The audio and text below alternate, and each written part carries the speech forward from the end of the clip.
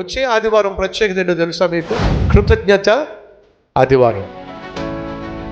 అనగా ఈ నెలంతా దేవుడు మనల్ని కనికరించాడు, కాపాడాడు, సంరక్షించాడు. మరి మనం కృతజ్ఞతలు తెలియచేయాలి కదా. రండి అందరం కలిసి దేవుణ్ణి స్తుతిద్దాం, కీర్తిద్దాం, సన్నుతిద్దాం. కృతజ్ఞతాస్తుతులు చెల్లించి నూతన నెలలోనికి వెళ్దాం. రెట్టింపు ఆశీర్వాదాన్ని మనం స్వతంత్రించుకుందాం.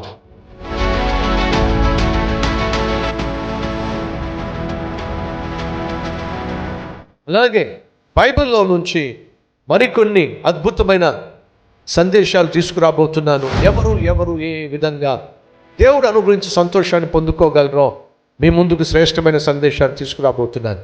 కాబట్టి మిస్ కాకండి. సంతోషంగా జీవించాలి ఆశించే ప్రతి ఒక్కరు రండి. మీతో పాటు మీ కుటుంబాన్ని కూడా తీసుకొచ్చే ప్రయత్నం చేయండి.